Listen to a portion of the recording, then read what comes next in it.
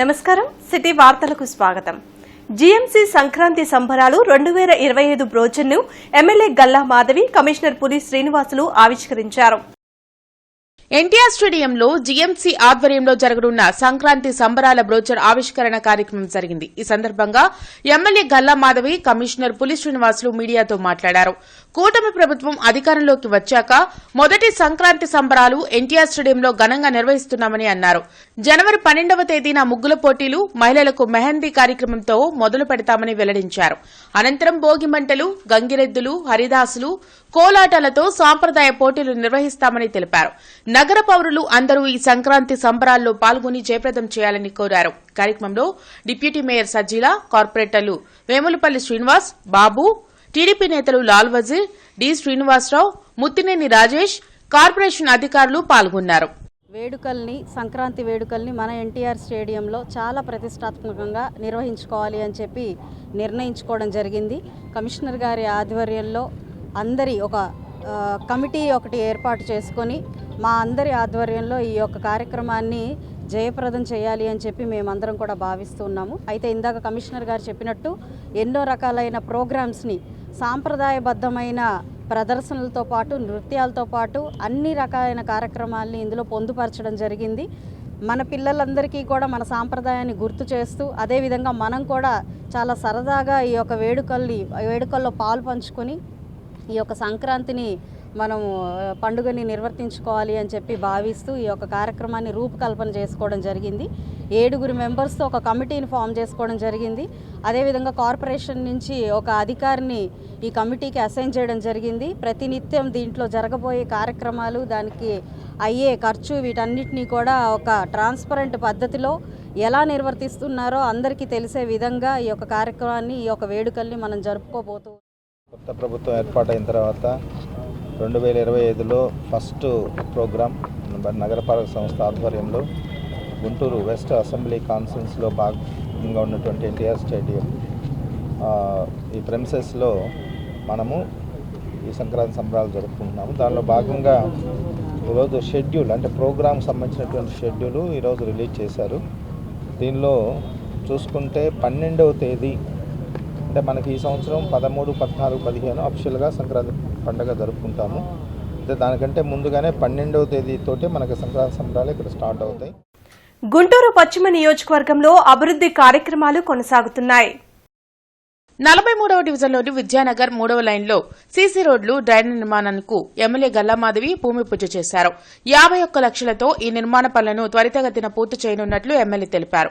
అభివృద్దికి తాము అడ్డుపడమని చెబుతున్న మేయర్ కాబట్టి కౌన్సిల్ సమావేశాలను సజావుగా జరగకుండా చేస్తున్నారని కార్పొరేటర్ కొమ్మినేని కోటేశ్వరరావు విమర్శించారు. కార్యక్రమంలో corporator Vemulapalli Sriram, retired SP Koteswararao తదితరులు పాల్గొన్నారు. 3/5 నుంచి 1/5 వరకు దాదాపు 420 మీటర్ల రోడ్డు, అదేవిధంగా డ్రైన్స్ 2 వైపులా వేసుకోవడం జరుగుతుందండి. దగ్గర 51 లక్షల రూపాయల వర్క్ ఈరోజు ఇక్కడ శంకుస్థాపన చేసుకోవడం జరిగింది. ఎప్పటి నుంచో ప్రజలందరూ కూడా ఆకాంక్షిస్తున్న ఈ రోడ్డుని ఈరోజు ప్రారంభించుకోవడం జరిగింది. కేబీసీ కన్స్ట్రక్షన్స్ వారికి ఈ యొక్క టెండర్ రావడం జరిగింది. వారు చాలా ఫాస్ట్గా ఈ యొక్క వర్క్ని రెడీ చేసి ప్రజలందరికీ అందుబాటులోకి తీసుకొస్తామని చెప్పడం జరిగిందండి. కాబట్టి ఎటు చూసినా కూడా అభివృద్ధి కార్యక్రమాల్లో ముందుకు వెళ్తూ పశ్చిమ నియోజకవర్గం పరుగులెడుతుంది. చాలా ఆశాజనకంగా అన్ని డివిజన్లలో కూడా వర్కులు మొదలుపెట్టి ఉన్నారు. వారు చొరవతోటి కాంట్రాక్టర్లు కానీ, అట్లానే ప్రజల సహకారంతో ఈ యొక్క అభివృద్ధి కార్యక్రమాలు వేగంగా జరుగుతూ ఉన్నాయి. అలానే ఈ రోజున 43 డివిజన్లు ఈ యొక్క సీసీ రోడ్డు 51 లక్షలతోటి స్టార్ట్ అయింది. అలానే ముత్యాలరెడ్డి నగర్ 6 నుంచి 8 లైన్ వరకు వాగెమ్మటి రోడ్డు కూడా ఒక 9 లక్షలతోటి ఈరోజు బిగిన్ చేశారు.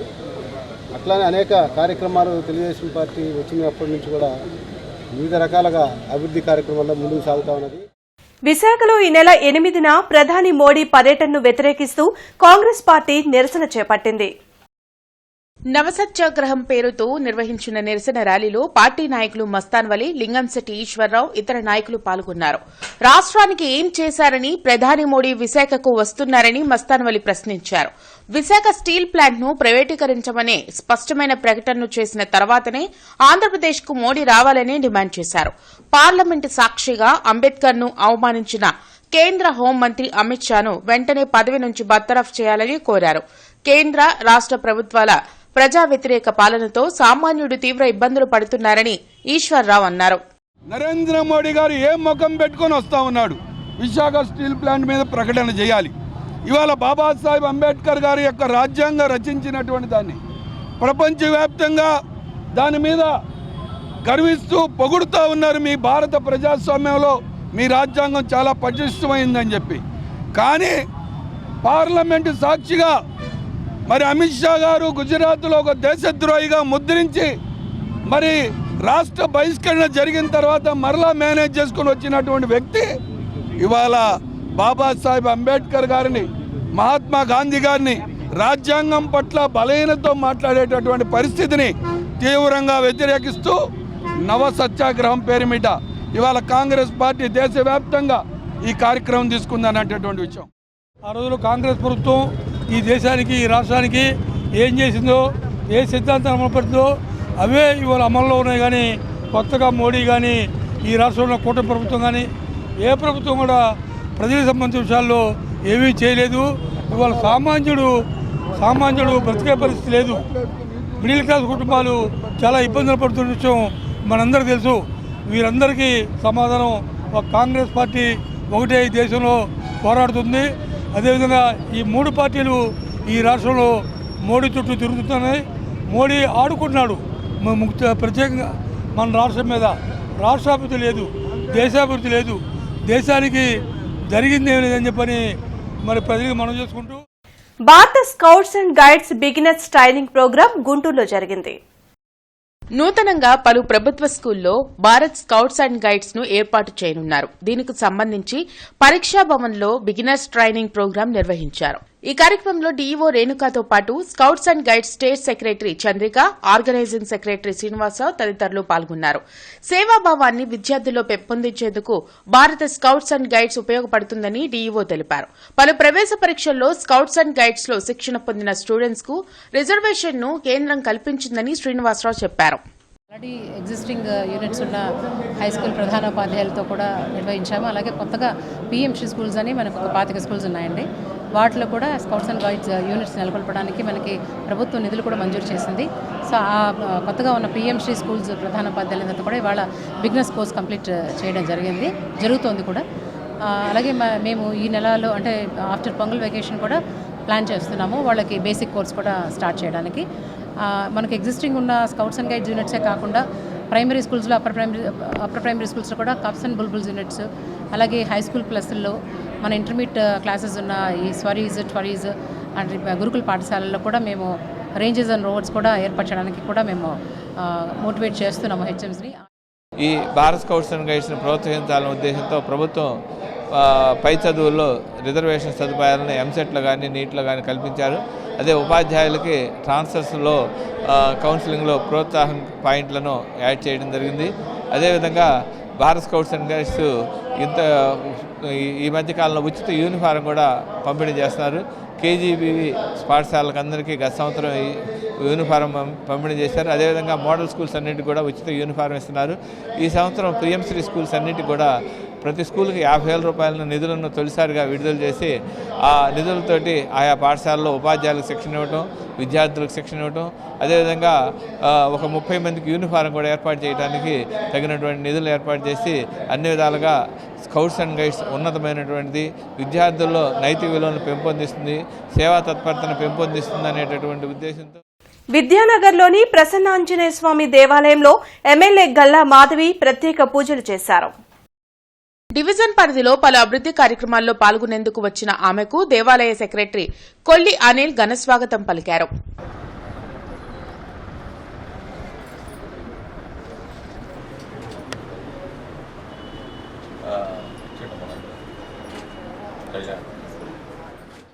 అంగన్వాడీ సమస్యల పరిష్కారానికై సిఐటియు ఆధ్వర్యంలో anganwadi workers and helpers union collectorate ఎదుట నిరసన దీక్షలు చేపట్టారు. కలెక్టర్ కార్యాలయం ఎదుట కూటమి ప్రభుత్వం అంగన్వాడీలకు ఇచ్చిన హామీలను నెరవేర్చాలంటూ ఆందోళన చేపట్టారు. ఈ సందర్భంగా జిల్లా అధ్యక్షురాలు ఏబీఎన్ కుమారి లక్ష్మీనారాయణ మీడియాతో మాట్లాడారు. గత 2 రోజులుగా అంగన్వాడీలు నిరసన దీక్షలు చేస్తుంటే అధికారులకు చీమ కుట్టినట్లు కూడా లేదని మండిపడ్డారు. అంగన్వాడీలు చాలీచాలని జీతాలతో పనిచేస్తున్నారని ఆవేదన వ్యక్తం చేశారు. ఈ ప్రభుత్వం అంగన్వాడీల సమస్యలను పరిష్కరించకపోతే 10వ తేదీన అన్ని కలెక్టరేట్లను ముట్టడిస్తామని హెచ్చరించారు. ఈ కార్యక్రమంలో దీప్తి మనోజ, అనూష, రాజకుమారి, రాధా, జిల్లా అధ్యక్షులు లక్ష్మీనారాయణ తదితరులు పాల్గొన్నారు. 6వ తారీఖు నుండి 9వ తారీఖు వరకు రిలే దీక్షలు ప్రారంభించాము. అలాగే 10వ తారీఖు కలెక్టరేట్ ముట్టడి కార్యక్రమం కూడా నిర్వహించాము. ఇది ప్రధానంగా ఎందుకంటే గత సంవత్సరం కాలం నుండి పెండింగ్లో ఉన్న వర్క్ హెల్పర్ పోస్టులు ప్రమోషన్ ఉందండి. ఇంటర్వ్యూస్ జరిగి ఉన్నాయి, కానీ ఆ పోస్టులకు ఇంతవరకు కూడా హెల్పర్స్ని తీసుకోలేదు. కారణాలు కూడా ఏంటో కూడా తెలియటం లేదు. మేము గత 3 నెలలుగా కూడా గ్రీవెన్స్లోనూ కలెక్టర్ గారిని కలవడం జరిగింది, మెమరాండంలు ఇవ్వటం జరిగింది, కానీ మా సమస్యకు పరిష్కారం ఇవ్వలేదు. దానికోసం నిన్నటి నుంచి మేము ఈ రిలే దీక్షలు జరుపుతున్నాము. అయినప్పటికీ కూడా ఇప్పటివరకు అధికారులు కానీ లేదా కలెక్టర్ గారు కానీ పీడీ గారు కానీ ఎవరు కూడా దీని గురించి స్పందించడం కానీ మాకు రావడం కానీ మమ్మల్ని కలవడం కానీ చేయలేదు. ఇదే విధంగా జరిగితే ఈ పోరాటాన్ని ఇంకా తీవ్రతరం చేస్తామని తెలియజేస్తాం. ముఖ్యంగా మన గుంటూరు జిల్లాలో ప్రత్యేకంగా రాష్ట్రంలో అన్ని జిల్లాల్లో మన గుంటూరులో కూడా విడిపోయిన జిల్లాల్లో కూడా డిఎస్సి ఏర్పాటు చేసి ప్రత్యేకంగా అంగన్వాడీ ఖాళీ పోస్టులను భర్తీ చేసి హెల్పర్లకి ప్రమోషన్లు ఇచ్చారు. కానీ మన గుంటూరు జిల్లాలో ఇది ఇంకా ఇంతవరకు జరగలేదు.